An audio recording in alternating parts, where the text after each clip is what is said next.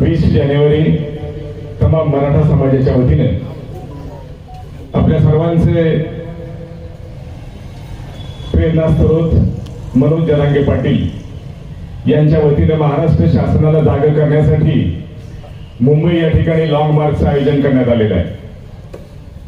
आपल्याला कल्पना आहे की आपण मागील 4 ते 5 महिन्यांपासून मराठा समाजाला आरक्षण मिळण्यासाठी विविध आंदोलन विविध उपक्रमाच्या माध्यमातून शासनाकडे दाद मागत आहोत आणि त्या माध्यमातून 20 जानेवारी रोजी महाराष्ट्रातील तमाम मराठा बांधव मुंबई या ठिकाणी जाऊन शासन दरबारी आपली भूमिका आणि त्या माध्यमातून कोणत्याही परिस्थितीमध्ये शासनाने आपल्याला आरक्षण दिलं पाहिजे यासाठी म्हणून आपण जाणार आहोत।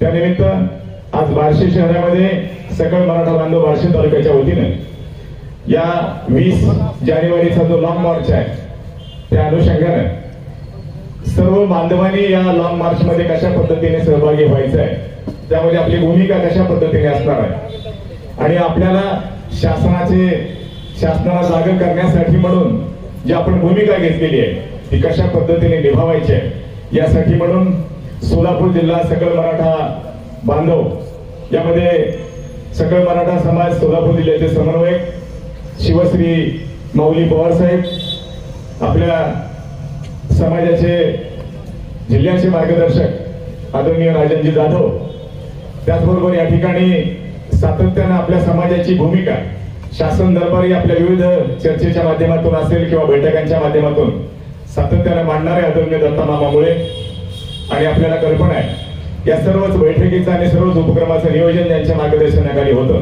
ते आदरणीय प्राध्यापक देशमुख सर या ठिकाणी उपस्थित आहेत। तमाम बार्शी तालुक्याच्या वतीने या ठिकाणी उपस्थित समाज बांधव प्रतिनिधी उपस्थित आहेत, त्यांच्या वतीने सोलापूर जिल्ह्याच्या सर्व समन्वयकांचं या ठिकाणी मी शिवस्वागत करतो। या अनुषंगानं या ठिकाणी समन्वयकांच्यासाठी मी बार्शी तालुक्याची भूमिका या ठिकाणी विशद करतो।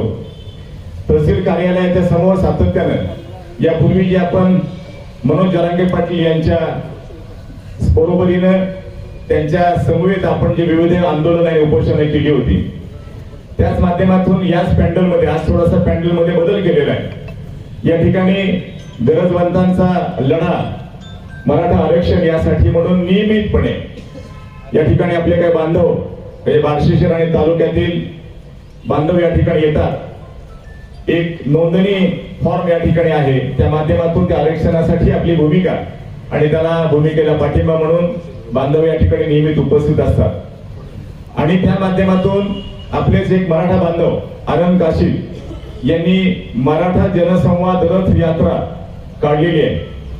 बार्शी तालुक्यातील विविध गावांमध्ये जाऊन या आरक्षणाच्या माध्यमातून आरक्षण आपल्याला मिळणे यासाठी 20 जानेवारीला जो मनोज जरांगे पाटील यांच्या मार्गदर्शनाखाली लॉंग मार्च आहे त्यामध्ये सहभागी होण्यासाठी तेही आवाहन करत आहेत। सर्वच मराठा संघटना सकल मराठा समाज तालुका बार्शी यांच्या बॅनरखाली विविध माध्यमातून समाजाला जागा करण्यासाठी आणि समाजाने जास्तीत जास्त मोठ्या संख्येनं या आंदोलनामध्ये सहभाग घ्यावा यासाठी म्हणून प्रयत्नशील आहेत।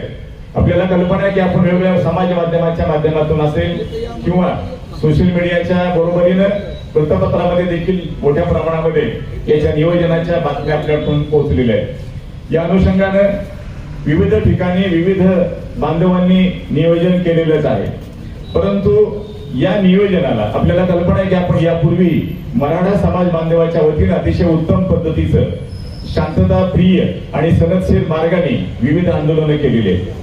हे आंदोलन हा सर्वांचा शिखरावरचा आंदोलन आहे, त्यामुळे या आंदोलनामध्ये देखील आपण अतिशय उत्तम पद्धतीने सहभागी होऊन राष्ट्रमाता मासाहेब जिजाऊ धर्मवीर छत्रपती संभाजीराजे यांना विनम्र अभिवादन करतो। त्याचबरोबर मराठा आरक्षणासाठी ज्यांनी आजपर्यंत बलिदान दिलं त्या सर्व मराठा बांधवांना अभिवादन करतो। आजच्या बैठकीसाठी उपस्थित असलेले सोलापूर जिल्ह्याचे सर्व समन्वयक त्यांचं स्वागत करतो। त्याचबरोबर माझ्या समोर उपस्थित असलेले बार्शी तालुक्यातील मराठा बांधव, आत्ताच सरांनी प्रास्ताविकामध्ये सांगितलं की गेल्या अनेक दिवसापासून बार्शी शहर आणि तालुक्यामध्ये मराठा आरक्षण मागणीसाठी विविध पद्धतीने आंदोलन त्याचबरोबर मोर्चे असतील किंवा ज्या पद्धतीने सोलापूर जिल्ह्यातून जो काही आदेश येतो तो पाळण्याचा आम्ही प्रामाणिक प्रयत्न केलाय आणि तालुक्यामध्ये मराठा आरक्षण चळवळीमध्ये अग्रगण्य भूमिका मांडण्याचं काम बार्शी तालुक्याने केलंय.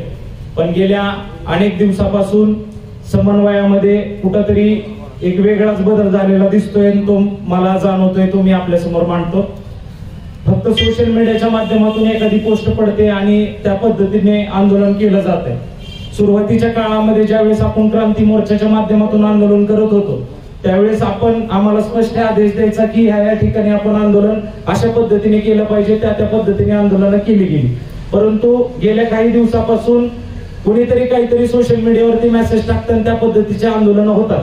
परंतु आम्ही आपल्याला अभिमानानं सांगू इच्छितो की बार्शी शहर आणि तालुक्याच्या माध्यमातून मराठा आरक्षण जागर शिबिर ज्या पद्धतीने आपली मोहोळमध्ये भूमिका ठरली होती की गावखेड्यामध्ये आणि प्रत्येक व्यक्तीला मराठा आरक्षणाचं महत्व समजलं पाहिजे, ते आरक्षण आपल्याला का पाहिजे, कशासाठी पाहिजे आणि आपण ते कशा पद्धतीने मिळवू शकतो यासाठी आंदोलन केलं पाहिजे.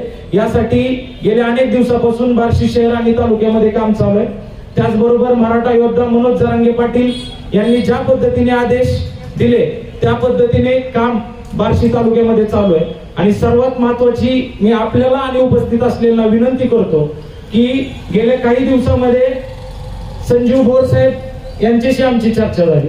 त्यामध्ये त्यांनी आम्हाला स्पष्ट सांगितलं की मराठा आरक्षणासाठी फार मोठं सर्वेक्षण होणार आहे आणि त्या सर्वेक्षणासाठी आपण कागदपत्र पूर्तता म्हणा किंवा आपली माहिती म्हणा ही अत्यंत योग्य पद्धतीने देणं आवश्यक आहे. आणि मी या मीटिंगच्या माध्यमातून आपल्याला सांगू इच्छितो की ज्या पद्धतीने मराठा योद्धा मनोज जरांगे पाटील 20 तारखेला मुंबईकडे आंदोलनासाठी फार मोठा ह्या मराठा आरक्षण चळवळीतली एक दिशा देणारा लढा देणार आहे, त्याच पद्धतीने मी आज स्वतः बातमी ऐकली की 1050 कर्मचारी पुण्यामध्ये ह्या सर्वेक्षणासाठी उद्यापासून काम करणार आहे. तर ह्या सर्वेक्षणासंदर्भात सर्व मराठा बांधवांना माहिती असणं आवश्यक आहे. या सर्वेक्षणाच्या माध्यमातून मराठा समाजाच्या घराघरामध्ये प्रत्येक व्यक्तीमध्ये मराठा समाजाला आरक्षण कशासाठी पाहिजे, कशा पद्धतीने पाहिजे, मराठा समाजाची स्थिती कशा पद्धतीची आहे या सर्व गोष्टीची सर्वेक्षणाच्या माध्यमातून कागदपत्राच्या माध्यमातून जी काही चर्चा विनिमय होणार आहे, जे डॉक्युमेंट घेतले जाणार आहे, जी माहिती गोळा केली जाणार आहे ती माहिती आपण अत्यंत प्रभावीपणे मांडणं आवश्यक आहे. कोर्टाच्या माध्यमातून आपण जो लढा देतोय, आता आपल्याला अभिमानाचं सांगावंसं वाटेल की आपल्याच तालुक्यातील ऍडव्होकेट गणेश हांडे गेल्या अनेक दिवसापासून जे ओबीसीच्या आरक्षणासंदर्भात जी याचिका दाखल करण्यात आली आहे त्या याचिकेसंदर्भात गेल्या अनेक दिवसापासून काम करतायत. मग त्या याचिकेसंदर्भात आपली दिशा काय असली पाहिजे, ओबीसी आरक्षण जे आता सुरू आहे त्याबद्दल आपली भूमिका काय असली पाहिजे, सर्वेक्षणासंदर्भात आपण कशा पद्धतीने पुढे पाऊल टाकलं पाहिजे या सर्व गोष्टीचं मार्गदर्शन आपल्या माध्यमातून व्हावं. त्याचबरोबर आजपर्यंत जे आंदोलन मराठा समाजाला बार्शी तालुक्याला वरून समन्वयकांनी दिली गेली ते आंदोलन यशस्वीपणे पार पाडण्याचा प्रामाणिक प्रयत्न आम्ही केला. मनोज जरांगे पाटलांची बार्शीमध्ये जी सभा झाली, कडकडत्या उन्हात 12 वाजता सभा झाली, त्या 12 वाजताच्या सभेला 500 स्वयंसेवक साधारणपणे 3 दिवस काम करत होते. हजारोंच्या संख्येने ती सभा यशस्वी पार पाडण्यासाठी प्रयत्न केले गेले आणि त्यानंतरच्या काळामध्ये देखील जी काही आंदोलनं झाली, त्याचबरोबर आंतरवाली सराटीला इथं विक्रमी 1000च्या आसपास गाड्या बार्शी तालुक्यातून गेल्या. या सर्व गोष्टीला बार्शी तालुक्यातील युवक असतील, आमचे प्रौढ मार्गदर्शक असतील, त्याचबरोबर राजकीय क्षेत्रातील नेते असतील, या सर्वांनी आम्हाला आजपर्यंत मार्गदर्शन केलंय. या सर्व गोष्टी करत असताना राजकीय पक्षाची विभिन्नता सोडून फक्त आणि फक्त मराठा समाजासाठी काम केलं पाहिजे यासाठी देखील बार्शी तालुक्याचे लोकप्रिय आमदार राजभाऊ राऊत यांनी आम्हाला पाठबळ दिलं. मुंबईची दिशा कशी असावी या मुंबईच्या दिशा अंतर्गत ज्यावेळेस आमच्या युवकांमध्ये चर्चा झाली त्यावेळेस आमचं असं म्हणणं आलं की मुंबईला जाणं तितकंसं सोपं नाही जेवढं आपण समजतो. कारण आंतरवालीला आम्ही ज्यावेळेस गाड्या घेऊन गेलो आमच्या सोबत साधारण 750 युवकांची नोंद होती किंवा प्रौढ व्यक्तींची. त्यांना नेण्याचा आणण्याची जोखीम आणि जबाबदारी आमच्या 100 स्वयंसेवकांनी यशस्वीरित्या पार पाडली. पण मुंबईचं आंदोलन अनेक दिवसांचं आंदोलन आहे, चालत जाण्याचा प्रवास फार मोठा आहे. मुंबईच्या ठिकाणचं आंदोलन किती दिवस चालेल हे सांगता येणार नाही. या सर्व गोष्टी करत असताना आपलं योग्य पद्धतीचं मार्गदर्शन आम्हाला मिळावं. ज्या पद्धतीने आपण आम्हाला दिशा देताल त्या पद्धतीने आम्ही निश्चितच काम करू. पण मुंबईचं आंदोलन करत असताना अत्यंत चांगल्या पद्धतीने आंदोलन झालं पाहिजे. आता कुठंतरी एक वेगवेगळ्या विचारांची विभिन्नता या आंदोलनामध्ये आली आहे. पक्षाच्या राजकीय व्यक्तींचे वेगवेगळे मत या आंदोलनामध्ये आले. येणाऱ्या काळामध्ये मराठा समाजासमोर कोण उभा टाकेल, कसा उभा टाकेल, कुठल्या भावनेने उभा टाकेल हे आपण सांगू शकत नाही. या सर्व गोष्टीवर मात करत असताना आपण एकजुटीने, एक विचाराने, शांततेने, संयमाने हे आंदोलन यशस्वी करणं आवश्यक आहे असं मला वाटतं. त्याचबरोबर हे आंदोलन करत असताना ज्याने त्याने आपापल्या पद्धतीने आपण कशा पद्धतीने मुंबईला पोहोचू शकतो, ते आंदोलन कशा पद्धतीने यशस्वी करू शकतो याची जबाबदारी जर स्वीकारली तरच हे आंदोलन यशस्वी होईल. कारण एवढ्या लोकांचं, एवढ्या लांबचं आंदोलन आपण फक्त दिशा देऊ शकतो. ते आंदोलन ज्या पद्धतीने आपण आजपर्यंत स्वयंसेवक नेमून केलेलं आहे ते येणाऱ्या काळामध्ये तितकं सोपं मला वाटत नाही. या सर्व गोष्टीवर आपण मार्गदर्शन करावं. बार्शी तालुका, शहर जे काही आपण आदेश द्याल त्या आदेशावर आम्ही तंतोतंत पालन करून अतिशय विक्रमी पद्धतीने या आंदोलनामध्ये सहभाग नोंदवू. त्याचबरोबर सगळ्यात महत्वाची गोष्ट मला सांगावीशी वाटते की कागदपत्राच्या माध्यमातून गेल्या अनेक दिवसापासून तहसील कार्यालय असेल, त्याचबरोबर रेकॉर्ड रूम असेल, बार्शी नगरपालिका असेल यांच्या माध्यमातून अनेक रेकॉर्ड आपण कुणबीच्या नोंदींचे काढले. आणि मी तुम्हाला सांगू इच्छितो की एकमेव महाराष्ट्रातला असा तालुका असेल की त्या तालुक्याने एका लिंकवर प्रत्येक व्यक्तीचं, प्रत्येक नावाचं कुणबीचा दाखला आपल्या मोबाईल पर्यंत पोहोचवला. 16,000 नोंदी आम्ही ग्रामीण भागातल्या आणि शहरातल्या आपल्या एका लिंकवर प्रत्येक मोबाईल व्यक्तींच्या माध्यमापर्यंत पोहोचवलाय. पण मला दुर्दैव वाटतं की ज्यांचे कुणबींचे दाखले निघाले त्यांनी किंवा ज्यांची नोंद निघाली आहे त्यांनी पुढचं पावलं टाकलीत का नाही ही खरंच विचार करण्यासारखी गोष्ट. कारण रेकॉर्ड रूमला नोंद करत असताना आमच्या बार्शी नगरपालिकेचे मराठा समाजाचे जे नगरसेवक आहेत त्यांनी दिलेलं योगदान असेल, त्याचबरोबर रेकॉर्ड रूमला जे मराठा समाजाचे काम करणारे अधिकारी असतील त्यांनी दिलेलं योगदान असेल, मराठा समाजाचे समन्वयक असतील त्यांनी कागदपत्र हुडकताना अत्यंत परिश्रम घेतले, ते कागदपत्र हुडकली, त्यांच्या नोंदी बाजूला काढल्या, प्रत्येक गाव वाईज नोंदींचं डिव्हिडेशन केलं आणि प्रत्येक आडनाव, नाव, ज्या रेकॉर्डवर नोंद आहे त्या रेकॉर्डचं पान नंबर, साल ह्या सर्व गोष्टी आपल्यापर्यंत पोहोचवण्याचं काम सकल मराठा समाजाने केलं. पण यातल्या 16,000 दाखल्यांच्या अनुषंगानं साधारणपणे 50 ते 60,000 कुणबींचे दाखले निघायला पाहिजे होते. पण मला असं वाटत नाही की 500 पण कुणबींचे दाखले निघाले. ह्या गोष्टीवर देखील आपण विचार केला पाहिजे. मराठा समाजाला आरक्षण तर निश्चितच मिळणार आहे, ते ओबीसीतून मिळणार किंवा गेल्या वेळेस ज्या पद्धतीने 14-19 दिलं होतं त्या पद्धतीने मिळणार. त्यावेळेस माझ्यापेक्षा इथे उपस्थित असलेले मार्गदर्शक आपल्याला मार्गदर्शन करतील. पण जे आपल्या हातामध्ये कागदपत्र आहेत, जे आपले कुणबींच्या नोंदी निघालेल्या आहेत, ज्या पूर्वजांचे दाखले आपल्यापर्यंत पोहोचलेले आहेत त्यावर आपण काम केलं पाहिजे, त्यावर आपण पुढचं पाऊल टाकलं पाहिजे. ज्यांना शक्य आहे त्यांनी कुणबींचे दाखले काढण्यासाठी काम केलं पाहिजे. मी आपल्याला सांगू इच्छितो की भाऊ, आम्ही आमचे नंबर देखील दिले की कुणबींच्या नोंदीसाठी किंवा कुणबींच्या कागदपत्रासाठी जर आपल्याला काही अडचणी आल्या तर आमच्या विशिष्ट समाज बांधवांना तुम्ही फोन करा, त्यांच्या मार्फत नोंदी, तुम्हाला काही माहिती पाहिजे असेल तर घ्या. तर या सगळ्या गोष्टीचा आपण विचार केला पाहिजे. सोशल मीडियाच्या माध्यमातून, रस्त्यावरच्या लढाईच्या माध्यमातून, आंदोलनाच्या माध्यमातून आपण सक्रिय सहभाग ज्या पद्धतीने नोंदवतोय त्याच पद्धतीने आपण कागदपत्राच्या माध्यमातून सक्रिय सहभाग नोंदवावा, आपली दाखले काढून घ्यावे. आपण कागदपत्रामध्ये कुठेतरी कमी पडतोय, सर्वेक्षणासाठी आपण ताकदीने उतरावं. कुणबीच्या दाखल्यानुसार आपल्याला जी मिळालेली आपल्यात सर्वात मोठा हत्यार आहे त्याचा वापर करून आपण कुणबींमधून दाखले काढून घ्यावे. एवढीच या अनुषंगाने मी आपल्या सर्वांना विनंती करतो. थांबतो. जय जिजाऊ, जय शिवराय. तर मी एक विनंती आपल्या सर्वांना करू शकतो या ठिकाणी की 138 गावामधून जे मराठे बांधव येणार आहेत, उदाहरणार्थ मी कोरफळ्यातून येतोय, तो कोरफळ्यातून जे कोणी येणार असतील त्याची जबाबदारी मी घेतली पाहिजे. माझा नंबर तुमच्याकडे असला पाहिजे, ते रजिस्टर आपण मेंटेन केलं पाहिजे. भाषणासाठी भाषण करायचं नाही, कारण भाषण करणारे भरपूर झाले प्रताप माझ्या सहित, तरी सुद्धा आपण मराठा आरक्षणापर्यंत पोहोचलो नाही. त्याचं कारण असं आहे की आपण संघटितपणे ताकद त्यांना दाखवू शकलो नाही. आणि जोपर्यंत संघटितपणे ताकद आपण दाखवत नाही तोपर्यंत महाराष्ट्र शासन आपल्याला काहीही देणार नाही, ही छाती ठोकपणे सांगतो. आणि एकच अशी वेळ आहे ही 20 तारखेची वेळ एक अशी आहे की संपूर्ण महाराष्ट्राला एक आदर्श घालून पण द्यायचा आहे. शांततेच्या पद्धतीनं कशा पद्धतीनं लढा दिला जातोय. आणि आरक्षणामध्ये एका खुरपून करणाऱ्या बाईच्या मुलाचा नंबर आला MBBS ला.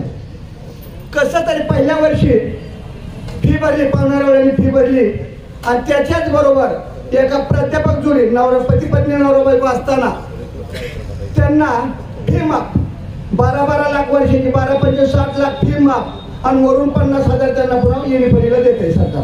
पण आपल्या मराठ्याच्या खुरपून खाणाऱ्या बाईला सुद्धा 1 वर्षाच्या फी नंतर दुसऱ्या वर्षी फी भरू शकली नाही. ती बाई विधवा होती. त्या बाईला काय करावं लागलं, सोलापूरला आली अश्विनी मेडिकल कॉलेजला मुलगा होता तिचा. तिने काय केलं, स्वतःची पिटी मुलाची घेतली आणि गाडी निघून गेली. इतका मराठा समाजावर अन्याय होतोय त्याच्यासाठी पिटून होता. मुंबईला तुम्ही मोर्चा सहभागी श्रीमंत मराठी आहेत, त्यांनी पण समाजाला सांभाळून घेतलं पाहिजे. पण श्रीमंत मराठे गरीब मराठ्यांकडे जाणून बुजून दुर्लक्ष करतात. ही शोकांतिक आहे. वेळेपुरता वापर करून घेऊ नका. हेच मराठे आहेत. आणि प्रस्थापित मराठा विरुद्ध विस्थापित मराठा हा जर लढा उभा करायचा नसेल तर प्रस्थापित मराठ्यांनी विस्थापित मराठ्यांना मदत केली पाहिजे, त्यांना आधार दिला गेला पाहिजे. बारशेचा एक आमचा अवलिया रवींद्र बंडोलोकरे नावाचा एक युवक, तरुण युवक बार्शी ते दिल्ली राष्ट्रपतींना मराठा आरक्षणासाठी भेटण्यासाठी सायकल प्रवास करीत इथून गेले. तब्बल 1700 किलोमीटरचा प्रवास त्यांनी सायकलवरती एकट्याने, त्याच्यासोबत कोणी नव्हतं. त्याच्या सायकलवरती पाठीमागे त्यांनी जो लागणारा रोजचा त्याचा जो सामान आहे ते घेऊन एकटा इथून बार्शीतून निघाला.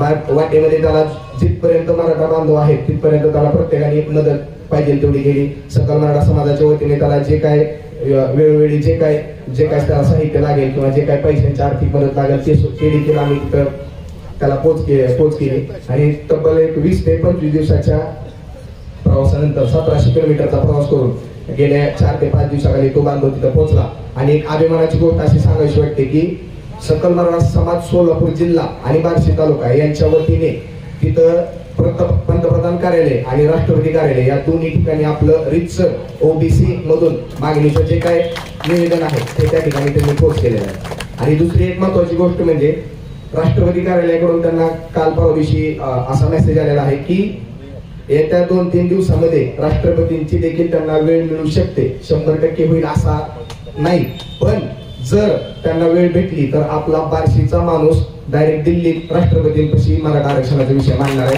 हे खरंच बार्शीकरांसाठी अभिमानाची गोष्ट आहे. आणि त्यांच्या कार्याला खरंच मी उपस्थितांमधून बरेच लोकांनी त्यांना फोन करून त्यांचं कौतुक केले, परंतु उपस्थित सर्वांच्या वतीने मी त्यांच्या कार्याला मानाचा मुजरा करतो. आणि इथून पुढची जी काही दिशा असेल त्यात देखील बार्शी सकल मराठा समाज असाच आग्रही राहील अशी ग्वाही देतो आणि थांबतो. धन्यवाद.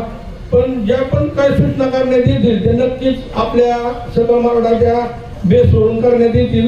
आणि 20 तारखेला निघणाऱ्याची जवळजवळ नोंदणी करा, म्हणजे कमीत कमी आपला एकमेकाबरोबर समन्वय राहील. आणि बऱ्याच जणांच्या जवळजवळ ग्रामीण भागातल्या आहेत त्या सगळ्या जेवढ्या नोंदी झालेल्या आहेत तेवढ्या ग्रामीण भागातल्या आहेत. जवळजवळ 13,000 नोंदी झाल्या त्याच्या. आणि आता विजूदादाने सांगितलं की बाबा इतके नोंदणी आपल्या बार्शी तालुक्यात शहरात निघाल्या, पण ऍक्च्युली त्या ठिकाणी जर त्या OBC सर्टिफिकेट काढून घेण्याचा वेग जर बघितला तर अक्षरशः जी कार्यकर्ते झटतात त्या गोष्टीसाठी त्यांना सुद्धा लाज वाटायला लागली की बाबा समाजाला नेमकी गरज आहे का नाही या गोष्टीची. जर इतक्या लोकांनी जर तुम्हाला आयुक्त करून देतात सगळीजण पोरं, तर तुम्ही नक्की स्वतःची कागदपत्र सादर करून जर तुम्ही स्वतःच भलं करू शकत नाही तर मग आम्ही झटून तरी काय उपयोग आहे सगळ्यांनी. इतका आमचा वेळ जाते, कार्यकर्त्यांचा वेळ व्यवसाय असते सगळे असते, तर कमीत कमी आपल्या एजंटनं 2-3 हजार तरी आतापर्यंत सर्टिफिकेट तालुक्यातनं शहरातनं निघलेले पाहिजे होते. तर कृपया त्या पण नोंदी घ्या जरा झटा स्वतःसाठी. महेंद्रसिंग धोनी सारखा विषय आला की पहिल्यांदा तोफाच्या तोंडी दिलंय. गाडी ठुकलेली गाडी टेम्पो सगळं तिकडे पोलीस स्टेशनला लावून आलोय. आधी मीटिंग महत्वाची आहे. आता माझं स्वतःच जरी दुसरं लगीन आलं हा तरी सुद्धा आधी लगीन मुंबई बंद करायचं आणि आरक्षणाचं आणि पुन्हा काय असेल पुढचं. आरक्षण का पाहिजे, कधी पाहिजे, कसं पाहिजे, ह्या सगळ्या मुद्द्याच्या पुढे गेलेलो.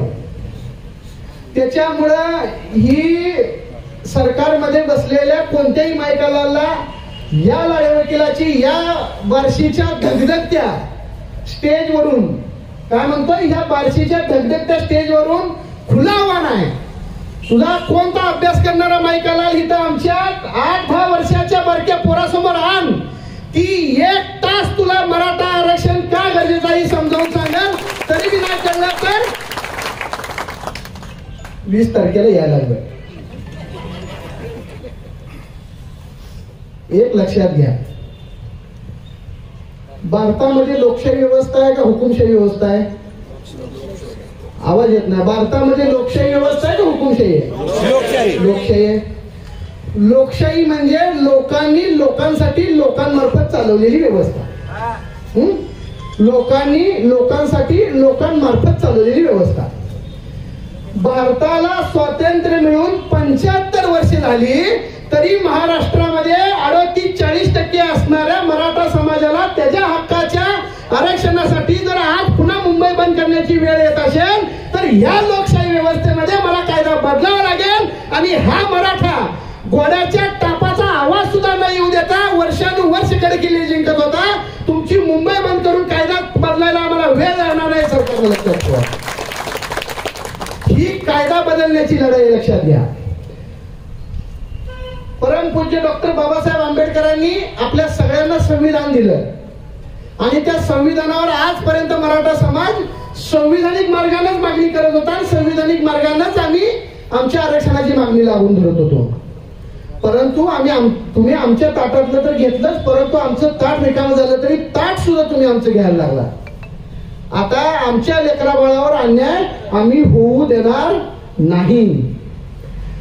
आता ज्या मागच्या पिढ्यांना आम्ही विचारतोय तुम्ही आमच्या आरक्षणासाठी काय केलं, त्यांच्याकडे सगळ्यांकडे उत्तर नाही ते. पण ज्या वेळेस तुमच्या पोराला तुमच्या चपला यायला लागतील, तुमच्या पोराला तुमचं बनेल यायला लागतील, कपडे यायला लागतील, आणि ज्या वेळेस ती तुमच्या खांद्याला खांदा समोर उभं राहून शिकवाल की बापा बापा, ज्या वेळेस मनोज जरांगे पाटील आणपणी सोडून मुंबई बंद करायला निघाला होता त्यावेळेस तुम्ही काय करत होता, त्यावेळेस तुम्ही अभिमानाने त्याला सांगा, अरे बार्शीतनं निघालो होतो मुंबई बंद करण्यासाठी काबीज करत होतो. हा अभिमानाने सांगायचा असेल तर तुम्हाला आता 20 तारखेला निघावं लागेल. 2 वर्ष कोविड मध्ये घरातलं चीट पाखरू बाहेर येत नव्हतं, कोण काय बिन आला पाण्याचं नेलं नाही. त्यामुळं उसाला तोड असेल, रानात काम असेल, जर्शी आपण सोडून दुसऱ्या कुणाला दूध देत नसेल. आता सरकारची कुंडी करून जोपर्यंत आरक्षण मिळत नाही तोपर्यंत कोण जर्शाकडे जाणार नाही, कोण उसाच्या फडाकडे जाणार नाही. मुंबईचाच फड आणि मुंबई जाता जर्शी, जोपर्यंत आपलं आरक्षण जोपर्यंत संपत नाही तोपर्यंत माघार नाही. छत्रपती शिवाजी महाराजांच्या सळसळत्या रक्ताची शपथ आहे सगळ्यांना, हा क्षण पुन्हा येत नाही. ह्याच्या आधी तुम्हाला माहितीये कित्येक जण आंदोलन उभं केले. स्वर्गीय अण्णासाहेब पाटलांनी मोठं आंदोलन उभं केलं, त्यांना ते सहन झालं नाही, त्यांनी स्वतः आत्महत्या केली, बलिदान दिलं. आणि त्याच्यानंतर कितीतरी आंदोलन उभी राहिली, पण प्रत्येक जण त्या ठिकाणी वेगवेगळ्या कारणावरनं बाजूला झाला. ह्या एवढ्या आंदोलनानंतर एकच वाघ आहे, 2 एकर 2.5 एकर जमिनीवर ह्या सरकारला नाकी न आणलंय आणि आजपर्यंत किती प्रलोभनं दिली असतील तो मागे हटलेला नाही. त्यामुळे मनोज जरांगेंबरोबर आता उभं राहणं आपलं कर्तव्य आहे. आता नाही तर कधीच नाही. आता ही लढाई आपली टप्प्यात आली आहे आणि माऊली दादा बार्शीकरांचं विशेष अभिनंदन आणि कौतुक करणं गरजेचं आहे. तन मन धनानं ओबीसीचे पुरावे शोधण्यामध्ये आणि दाखले काढण्यामध्ये हुकीत सू न करता अधिकाऱ्यांच्या समोर पत्कल मांडून बसून दाखले कुणी काढून घेतले असतील तर ह्या माझ्या धगधगत्या बार्शीकरांनी काढून घेतले हे मला अभिमान सांगावं. नुसतं आंदोलनात बार्शी नसतंय, म्हणजे मराठवाड्याच्या उन्हाची झळ बार्शीत आधी थांबते मग इकडे पश्चिम महाराष्ट्राकडे जाते. बार्शी हे पश्चिम महाराष्ट्राचं आणि मराठवाड्याचं मधलं सिमेंट आहे आणि बार्शीनच ह्या दोन भागांना जोडलंय आणि सगळ्यात मोठी दग ही दोनच भागात आहे. त्याच्यामुळं एक लक्षात ठेवावं, म्हणजे वेगळ्या अँगलनं म्हणत नाही, हे पॉझिटिव्ह घ्यायचं आपल्याला. सरकारनं शहाणा असेल तर ह्याची लवकर दखल घ्यावी. बार्शी आणि बीड ही धगधगत आहे. काय बार्शी आणि बीड ही धगधगत आहे आणि चांगल्या अँगलनं बोलतोय ही छोटा बिहार आहे. नाद करायचा नाही. सरकारनं जर आता बी दखल ना घेतली तर पुढे जी काय होईल त्याला सरकार जबाबदार असेल. त्याच्यामुळं माझं नम्र निवेदन आहे की आता ही अंतिम टप्प्यात आलेली लढाई, हत्ती गेलाय शिपूट राहिलाय आणि शिपूट बी जाणार 100% माहिती आहे. परंतु तुम्ही आम्ही सक्रिय राहिलो तर, नाहीतर त्या महादेवाच्या पिंडीवर दुधाच्या अभिषेकासारखी कथा होईल. सगळेजण दूध आणणार आहे, माझं एक तांबे पाणी म्हणून काय होत आहे, तर ते नको. वेळ द्यावा लागणार आहे. आता ऑफिस मधनं उठून येताना ऑफिसमध्ये जत्रा भरलेली होती पक्षकारांची, अजिबात नाही. मी म्हणलं की माझं दुसरं लगीन जरी आलं तरी सुद्धा आता सुट्टी नाही. आधी आरक्षण आणि मग काय असेल. त्याच्यामुळं पुढचं नियोजन सगळे आता सांगतीलच, दुसरे वक्ते आहेत. त्यामुळं पुन्हा एकदा माझी बार्शीकरांना नम्र विनंती आहे की मोठ्या संख्येनं मुंबई काबीज करण्यासाठी आपल्याला निघायचं आहे. कुणी हार मानायची नाही, कुणी मागं थांबायचं नाही. आणि पानिपतात हिथं थांबणाऱ्यांना मी पुन्हा सांगतोय, हिथं थांबणाऱ्यांनी पानिपतात ते झालं ते मराठ्याचा आता उद्यायचं नाही. आम्ही पुढे गेलो आणि मागणं किती दिवस तिथे थांबावं लागतंय माहित नाही. म्हणजे आता परिस्थिती अशी आहे की जावं लागतंय हे का पण माहित नाही, पण आपण तयारीत आता सगळे. पण आम्ही तिथं गेल्यानंतर मागं रसद कमी पडू द्यायची नाही. आम्ही एक भाकरीच्या ठिकाणी अर्धी भाकरी खाईन, पण अर्ध्या भाकरीची सोय तुम्हाला हिथं थांबलेल्या लोकांनी, बाया बापड्यांनी, माझ्या मावल्यांनी करायची आहे आणि तुम्ही ती नक्की कराल अशी अपेक्षा व्यक्त करतो. आणि पुन्हा एकदा बार्शीकरांसमोर नतमस्तक होऊन सांगतो, सरकारला प्रसंगी मराठे कोण आहेत हे दाखवायची वेळ आली तर ती रग ह्या बार्शीमध्ये, आणि ती बार्शीची रग जोपर्यंत सरकारला करणार नाही तोपर्यंत आरक्षण मिळणार नाही. जय हिंद, जय जिजाऊ. 20 जानेवारीला आपण मुंबईच्या दिशेने निघणार आहोत आणि मुंबईच्या दिशेने निघणार आहोत त्यावेळेला तुझं नियोजन असणं गरजेचं आहे. इथं मला बऱ्याचशा वक्त्यांनी त्याची वाच्यता या ठिकाणी केली की आपलं नियोजन काय, आणि आजची बैठक ही नियोजनाचीच बैठक आहे. मराठ्यांना पेटवण्यासाठी जी करावी लागणारी भाषणं आहेत ती भाषणं आता युट्यूबवर बघून जरांगे पाटलांची भाषणं ऐकून आपण सगळेच आता भाषणकर्ते झालेलो आहोत. मराठ्यांची धग काय आहे, आरक्षण का हवं आणि कशासाठी हवं, या सगळ्याच गोष्टींची ज्ञात माहिती आता आपल्याला झालेली आहे. आणि त्यामुळे त्यावर वेळ न घालवता सोलापूर जिल्हा सकल मराठा समाजाने जे काही नियोजन या ठिकाणी केलेलं आहे त्या नियोजनानुसार संपूर्ण जिल्हा आणि सोलापूर जिल्ह्यामध्ये असणारे 11 तालुके त्या पद्धतीनं त्याचं नियोजन करणार आहे. ते नियोजन सांगायला या ठिकाणी आम्ही आलेलो.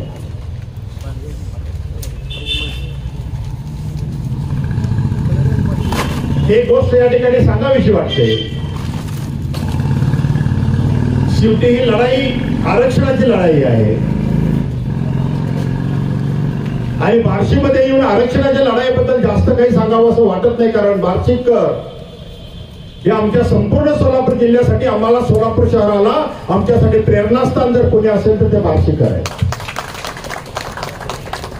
बांधवांनो, आम्ही सोलापूर शहरामध्ये अतिशय अल्पसंख्याक आहोत. सोलापूर शहरामध्ये सर्वात जास्त तेलुगू समाज आहे, लिंगायत समाज आहे, मुस्लिम समाज आहे, बॅकवर्ड समाज सुद्धा आमच्यापेक्षा जास्त, आणि त्यानंतर कुठेतरी आमचा मनभर त्या ठिकाणी लागतो. आणि म्हणून आमची जी भिस्त आहे, आम्ही जे काही बोलतो ते संपूर्ण जिल्ह्याच्या जोरावर, त्यातल्या त्यामध्ये बार्शी, पंढरपूर, मंगळवेढा, सांगोला आणि करमाळा याच्यावर आमची जास्त जोर असतो. आणि या सगळ्या तालुक्यामध्ये सगळ्यात महत्वाचा तालुका कुठला असेल तर तो बार्शीचा तालुका आहे.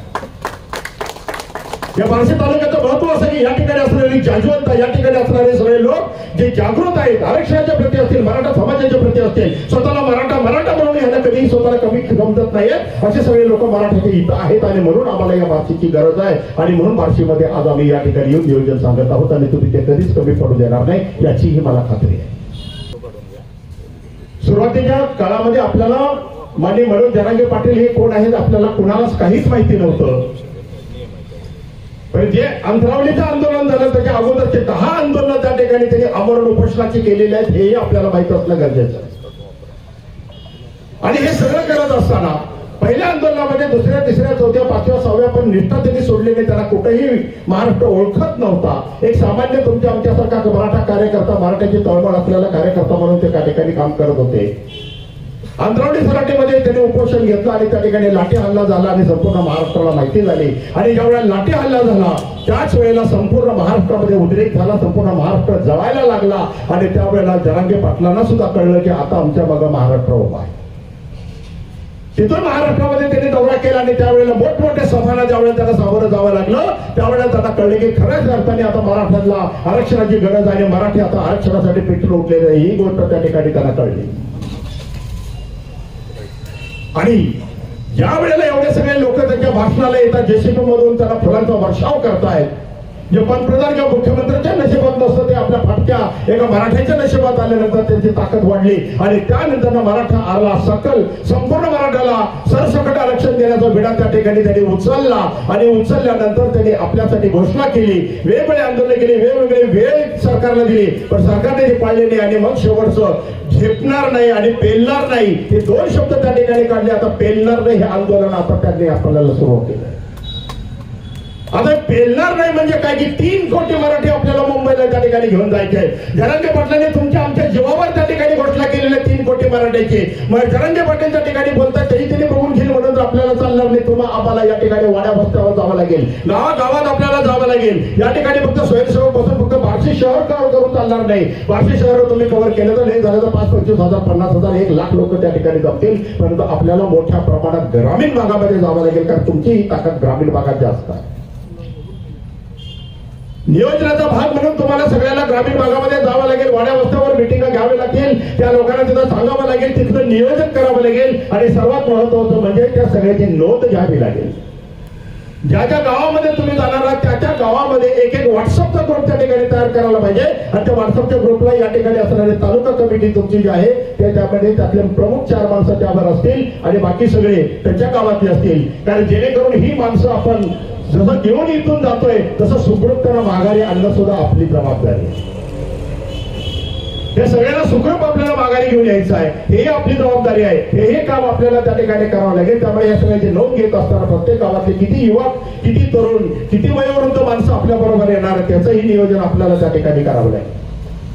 हे करत असतानाच अन्नधान्याचा साठा म्हणून त्या ठिकाणी आपल्याला एक स्वतंत्र ट्रक त्या ठिकाणी असावं लागेल. त्या ट्रक मध्ये लागणारं आपलं जे साहित्य आहे ते सगळं साहित्य आहे, त्यामध्ये फक्त अन्नधान्याचं साहित्य असेल, जे काही जे तुमचे तांदळाची पोती असतील, तेल असेल, मीठ मिरचू असेल, याच्याच बरोबर लागणारं इतर साहित्य आपल्याला त्या ठिकाणी लागावं लागेल, आणावं लागेल. एक पाण्याचा टँकर आपल्या बरोबर घेऊन जावं लागेल, कारण तुम्ही येत असताना असं 1-2 येणार नाही, लाखोंच्या संख्येने तुम्ही बार्शीकरांच्या रस्त्यावर उतरणार आहात. त्यावेळेला त्या पाण्याच्या टँकरची आवश्यकता आहे. जरी गावोगावी रस्त्याला आपल्याला कोणी पाणी देण्याची व्यवस्था केली तरी किंवा नाही केली असं समजून आपण आपली सोय करूया. त्याचबरोबर आपल्या तथ्यामध्ये एक अँब्युलन्स आपल्याला असायला पाहिजे, कारण आपल्यापैकी कुठल्या बांधवाला एखादा थोडं शारीरिक व्याधी असेल आणि त्याला काही त्रास झाला तर तो त्रास त्याला होऊ नये किंवा त्याला जास्त हे होऊ नये म्हणून त्याला तात्काळ आपल्याला वैद्यकीय सेवा पुरवता यावी आणि म्हणून आपल्याला एका अँब्युलन्सची गरज आपल्याला आहे. त्यामध्ये एक डॉक्टर असायला पाहिजे, नुसती अँब्युलन्स आपण चालणार नाही. त्याच वेळेला जुजबी लागणारी औषधं जे सगळ्याला लागत असतात ते असतात, जे प्रत्येकाला असणारे बीपी आणि शुगरची प्रत्येक माणसं घेतील, पण त्याच प्रकारची काही औषधं आपल्याकडे ठेवणं सुद्धा गरजेचं आहे आणि याचीही तरतूद तुम्हाला आपल्याला करावी लागेल. हे सगळं घेऊन आपण ज्या वेळेला निघणार आहोत कारण आपण निघत असताना हे सगळं मोठा लवाजमा घेऊन आपण निघणार आहोत. त्यावेळेला तुमच्यावर जे कॅमेरे त्या ठिकाणी असणार आहेत, या रस्त्याने जेव्हा निघालेला आम्ही सोलापुरातून निघतो, तुम्ही बार्शीतून निघताय, वेगवेगळ्या तालुक्यातून वेगवेगळे लोक निघतायत, सगळे सोलापूर जिल्ह्यातले रस्ते भरभरून सगळे मराठ्यांच्या भगव्या झेंड्याने त्या ठिकाणी फिरून निघालेले असतील. त्यावेळेला हे जे चित्र आहे, हे चित्र तिथं बसलेल्या दिल्लीकरांना हे चित्र ज्यावेळेला टीव्हीच्या माध्यमातून दिसेल त्यावेळेला त्यांचे डोळे उघडतील आणि मग आपला आरक्षणाचा मार्ग मोकळा होईल. 24 तारखेला क्युरेटिव्ह पिटिशन आहे. त्यावेळेला ते क्युरेटिव्ह पिटिशनच्या पुढे ते जजेस आहेत, त्या जजेसला सुद्धा आपली ताकद त्या ठिकाणी रस्त्यावरती दिसू द्या की कशा प्रकारे मराठ्यांना आरक्षणाची गरज आहे हेही त्या ठिकाणी त्यांना कळून चुकेल आणि म्हणून आपल्याला रस्त्यावर उतरणं गरजेचं आहे. मग हे निघत असताना आम्ही सोलापुरामधून निघणार आहोत. आता सगळ्यात महत्वाचा प्रश्न आहे की आपल्याला मुंबईला पोहोचायचं आणि पायी चालत जरांगे पाटील त्या ठिकाणी निघालेले आहेत. मग आपल्या तुम्हाला मलाही पायी चालत जायचं का, हाही प्रश्न या ठिकाणी असेल आणि त्याचं उत्तर या ठिकाणी आता मी देतो की आपल्याला पायी चालत निघायचं आहे. तर पायी चालत आपल्याला निघायचं आहे, पण त्यामधून एक मधला मार्ग आम्ही या ठिकाणी काढला. त्या जरांगे पाटील साहेब तिथून 20 तारखेला निघालेले आहेत, 24 तारखेला पुण्यामध्ये येणार आहे. मुंबईला जाण्यासाठी पुणे हे प्रवेशद्वार आहे. कुठूनही आलं तरी पुण्याला यावं लागतं आणि तिथूनच सगळ्याला जावं लागतं. मेजॉरिटी 90% महाराष्ट्रातले लोक पुण्याला येऊन त्या ठिकाणी पुढे जाणार आहेत. त्यामुळे आपल्याला पुण्यापर्यंतच नियोजन पहिल्यांदा या ठिकाणी करावं लागणार आहे. आणि म्हणून ते नियोजन या पद्धतीने असं आहे की आपल्याला 4 दिवसात पुणे गाठायचं आहे. 20 तारखेला आपण या ठिकाणी निघतोय सोलापुरातून. आम्ही त्याजवळ तुम्हाला इथून निघावं लागेल. प्रतिदिन आम्ही 60 किलोमीटरचं अंतर कापणार आहोत. 60. 4 दिवसानंतर 240 किलोमीटर आपला होईल. 5व्या दिवशी बरोबर आपण पुण्यामध्ये पोहोचतोय. ज्या दिवशी जरांगे पाटील पुण्यात येणार आहेत त्यांच्या ताफ्यामध्ये आपल्याला जाण्यासाठी 5 दिवस आपल्याला पुरेसे. आपण जर पायी चालत गेलो तर आपल्याला तिथपर्यंत जाणं शक्य नाही आहे आणि म्हणून या प्रकारचं नियोजन आपण केलं. मग 60 किलोमीटर कसं चालायचं हा प्रश्न आपल्याकडे आहे. आपण इथून जे निघत असताना तुम्हाला आणखी एक थोडस हे नियोजनामध्ये सांगत असताना आणखी एक सांगतोय की मागं आम्ही आज आमचा हा 3रा दिवस नियोजन त्यांच्या बैठकीचा आहे. आमची अकलूजची बैठक झाली, मोहोळची बैठक झाली, सांगोल्याची झाली, पंढरपूरची झाली, मंगळवेढ्याची झाली. प्रत्येक तालुक्यामध्ये त्या ठिकाणी असणाऱ्या समन्वयकांनी एक एक आकडे आम्हाला सांगितले. पहिल्या बैठकीमध्ये आम्हाला सांगितले की आम्ही काही जरी केलं तर 10,000 वाहनं रस्त्यावर उतरवणार अकलूजकरांनी शब्द दिला. तिथून आम्ही मोहोळला आलो आणि मोहोळला आल्यानंतर मोहोळवाल्याने सांगितलं 15,000 वाहनं आम्ही रस्त्यावर उतरवू. ते कुठल्याही प्रकारचे वाहनं असतील, मग ते ट्रक असतील, टेम्पो असतील, बैलगाड्या असतील किंवा आमच्या 2 व्हीलर असतील, काही असतील, पण आम्ही रस्त्यावर त्या ठिकाणी तेवढे सगळे घेऊन येणार. वेगवेगळ्या तालुक्याने अशाच प्रकारचे आकडे दिले. तुमच्याकडून तर मला यापेक्षा जास्त अपेक्षा आहे, कारण या ठिकाणी हा प्रश्न सगळ्यांना कळलेला आहे. हा गरजवंत मराठ्यांचा लढा आपण या ठिकाणी लढत आहोत आणि सगळ्यांना माहित आहे. आणि म्हणून आपण आपली वाहनं घेऊन आपण रस्त्याने जाणार आहोत. त्यावेळेला या वाहनांमध्ये जी आपली बुजुर्ग माणसं असतील, जे 60च्या पुढचे असणारी माणसं आहेत, हे सगळे माणसाच्या वाहनामध्ये बसून आपल्या बरोबर येतील. त्यांना आपल्या बरोबर चालवायचं नाहीये. जी प्रमुख मंडळी आपल्या बरोबर आहे, जे सगळे प्रमुख मंडळी ते थोडं चालत जातील. मग चालत जात असताना त्याचं नियोजन कसं पद्धतीने केलेलं आहे की त्याचं नियोजन या पद्धतीने केलं की आम्ही सोलापूर शहरामधून निघतोय. आम्ही निघाल्यानंतर आम्हाला अजून पलीकडे शहराच्या पलीकडे असणारा जो भाग आहे ते सगळे लोक येऊन सोलापूर शहरात आम्हाला मिळतील. आम्ही शहरातून पुढे जातोय. जसं जसं आम्ही पुढे जात जाऊ तसे तशी जी गावं लागणार आहेत ते गावातले लोक सोलापूरला न येता आम्ही त्याच त्यांच्या गावाच्या त्यांच्या पाठीवर उभं केलेलं आहे आणि त्यांनी तिथं त्यांच्या जत्त्याने उभं राहायचं आणि ते आमच्यामध्ये मिसळणार.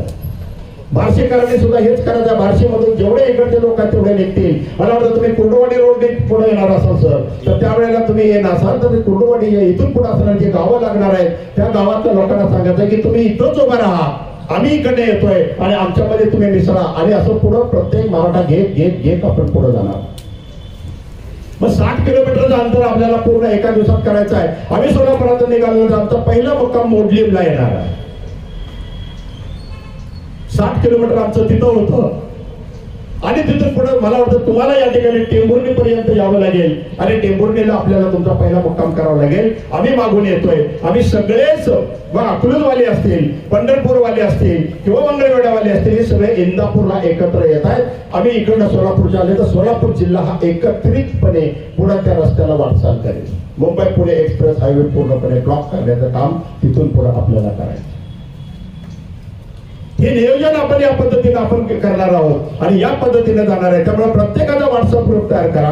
आता आम्ही इथल्या प्रमुख समन्वयकाची नावं घेतलेली आहेत आणि त्यामध्ये त्यांचाही व्हॉट्सअप ग्रुप करून जिल्हा कमिटीकडून ज्या ज्या वारंवार होणाऱ्या सूचना आहेत ते त्यावर पारित केल्या जातील, त्या तुम्ही वाचायच्या, त्या ठिकाणी खाली घ्यायच्या, जेणेकरून एक सूत्रीपणा आपल्या सगळ्या आंदोलनामध्ये आपल्याला यायला पाहिजे. कोण कुठं चुकलं असेल तर त्या पोरांना साधा मेसेज जरी टाकला की बाबा मी या ठिकाणी थांबलेलो आहे, मला काही कळे नाही, गर्दी आहे, तर त्या ठिकाणी आपल्याला बांधून त्याला घेऊन किंवा आपण कुठं उभा राहिलेला आहे हे त्यांना सांगितलं की ते तिथपर्यंत येतील. इतकं सूक्ष्म नियोजन आपण या ठिकाणी आता करणार आहोत. पुण्यापर्यंत नियोजन आपण या पद्धतीने करणार आहोत. 15 तारखेला आमचे हे दौरे सगळे तालुक्याच्या संपतील आणि 15 तारखेला दौरा संपल्यानंतर 16 तारखेला आम्ही रेकी करण्यासाठी कुठं कुठं आपल्याला थांबावं लागेल, कुठं मोठं मैदान आहे, एवढा सगळा मोठ्या प्रमाणात समुदाय कुठं थांबू शकेल, त्याची शौचाची व्यवस्था कोणती कुठं होईल, पाण्याचा टँकर, औषधं, ही सगळी गोष्टी त्या तिथल्या प्रशासनाला सांगण्यासाठी किंवा आपल्या बांधवाला सांगून तिथं करता येईल का, असे वेगवेगळे पॉईंट आम्ही ठरवणार आहोत. कोण कुठं उतरायचं आहे ते आम्ही ठरवतो. कारण आमचे 2 मुक्काम यातले आता आमचे नक्की झालेले आहेत. एक पहिला मुक्काम मोडलीमला आहे तर दुसरा मुक्काम आम्हाला टेंभुर्णी भिगवणच्या पुढं दत्तकला नावाची एक संस्था आहे, प्राध्यापक रामदास झोळे यांची, त्यांच्या संस्थेमध्ये त्यांनी संपूर्ण मराठीची व्यवस्था केलेली आहे. तुम्ही सुद्धा टेंभुर्णी नंतरचा दुसरा मुक्काम तुमचा तुम्ही फिक्स करू शकता. तो भिगवणच्या पुढे असणाऱ्या 10 किलोमीटरवर दत्तकला इन्स्टिट्यूट आहे. प्राध्यापक रामदास झोळे यांचे मराठा बांधव आहेत, ते आपल्या सगळ्यांची सोय त्या ठिकाणी ते करणार आहेत. त्यामुळे तुम्ही त्या ठिकाणी येऊ शकता. अशा प्रकारचं हे नियोजन जिल्हा कमिटीने या ठिकाणी सुचवलेलं आहे. या नियोजनामध्ये आपल्याच काही सूचना करायच्या असतील तर अशा सूचना तुम्ही आम्हाला आपल्या तालुका कमिटीमध्ये असणाऱ्या लोकांकडे करा. ते आम्हाला व्हॉट्सअपच्या माध्यमातून सांगतील आणि त्या पद्धतीच्या दुरुस्त्या आपण त्या ठिकाणी केल्या जातील. राजकारणामध्ये राजकीय पक्षांना कार्यकर्ते भरपूर मिळतात, तिथं भरपूर लाभ आहे. मराठा समाजाचं काम करणाऱ्या कार्यकर्त्याच्या पाठीशी उभे राहा. इथं काय मिळत नाही, अपमान, बदनामी सगळं हेच मिळतं, पण त्या कार्यकर्त्याच्या पाठीशी उभे राहा. आता इमान एकबारे सांगा, किती लोकांनी कुणबी दाखल्यासाठी, मोडी लिपी वाचकसाठी स्वतःच्या खिशातले पैसे खर्च करून मोडी लिपी वाचायला मला तहसीलला घेऊन आले कुठल्या प्रत्येक गावात. मला वाटतं तुम्ही विचारा, तुम्ही एक प्रयत्न करताना ते कोरफड्याचे आता बोललेले 2 जणांच म्हणजे त्यातला अभ्यास असतो. किती लोकांनी पैसे खर्च केले? सरकारची द्यायची मानसिकता आहे का? आपण प्रयत्न आता एक तर आपला विषय हा क्लोज झाला ओबीसी मधूनचा, बरोबर. फक्त एका माणसामुळे हा विषय जीवन झालाय. आज आतला आकडा आहे, जाहीर आकडा 54 लाखाचा आहे. 54 लाखाच्या नोंदी महाराष्ट्रभर सापडले. आतला आकडा आहे. तिसरी मिटिंग ज्यावेळेस डिसेंबर होणार होती त्या न्यायमूर्ती माजी न्यायमूर्ती संदीप शिंदे ज्यावेळेस आकडा देणार होते तो आतला आकडा 72 लाखाचा. आणि एक पुरावा किती लोकांना कव्हर करते? आपण आरक्षणात आलेलो आहे, आलो का नाही? दाखले मिळाले का नाही? भले 500 मिळू द्या, मिळालेत ना. आपण आलो ना. आपल्याला प्रचंड विरोध होतोय. नालायक मंडळी ज्यांची लायकी नाही ते आपलं माप कराले. परवा कोणतरी पंढरपुरात तुम्ही शांतपण केला की हे आले की अरबी समुद्रात बुडू, बोललं का नाही? त्यांच्या नादाला लागायचं नाही, लक्ष द्यायचं नाही. आता शेवटची लढाई आहे. उद्या आपण 50% आत ओबीसी मधून आरक्षणात गेलेलं आहे. गेलो का नाही? गेलो का नाही? आपल्याला डिस्टर्ब करायचं झालं. उद्या ओबीसीचे नेते काय बोलू द्या, ओबीसीचे भविष्यकाळातले नेते कोण असणार आहे? आपण असणार. कारण गावोगावचा ओबीसी समाज आपल्यासोबत आहे का नाही? नेते बडबड त्यांचे नेतृत्व संपणार आहे. कारण वर्षानुवर्षे या महाराष्ट्रामध्ये आरक्षणाचे जनक राजर्षी शाहू महाराजांपासून ते आतापर्यंत गावगाड्यात सर्व ओबीसी बांधवांना सामावून घ्यायचं काम तुम्ही आम्ही केले का नाही? कोणावर कधी अन्याय झाला महाराष्ट्रात? त्यांना आत्ताच का दुखालय का? तर ओबीसी मध्ये गेल्यानंतर पंचायत समिती गण असू द्या, जिल्हा परिषद गण असू द्या, महापालिका असू द्या, 2 सरकारने आरक्षण दिले. पृथ्वीराज चव्हाणांनी दिलं आरक्षण शिक्षणात नोकरी, फडणवीस सरकारने दिलं आरक्षण शिक्षणात नोकरी, जरांगे सरकार त्यांनी दिलेलं आरक्षण राजकीय आरक्षण पण त्या वाघाने मिळवून दिलं. दिले का नाही? 2019 साली जे मतदान झालं, या महाराष्ट्रातला सगळ्यात मोठा पक्ष, ज्या पक्षानं सगळ्यात जास्त मतं घेतली त्या पक्षाचं नाव काय? भारतीय जनता पार्टी. राजकारण मगापासून बोलायचं ठरलं होतं, पण त्या लोकांची लायकी दाखवावं लागेल. सगळ्यात जास्त आमदार कुठल्या समाजाचे? मराठा. बरोबर. एक आमदार आपल्या सोबत आहे का? खरं खरं बोला, खरं बोला ना, घाबरलो तुम्ही. आहे का? सगळ्यात जास्त खासदार कुठल्या समाजाचे? एक तर तोंड लोकसभेत उघडते का? मग हे हराम कोण आहे? 50% आत ओबीसी मधून. माझा विषय लक्षात घ्या. खरं बोलायचं का बरं बोलायचं? खरं बोलायचं ना, बरोबर ना. राजा भाऊनी ESBC आरक्षण दिलं, दाखले महाराष्ट्रात कुठल्याच आमदार वाटले नाही तेवढे राजा भाऊ दाखले, हे आम्हाला माहिती आहे. त्यांच्या कामाबद्दल नोडा.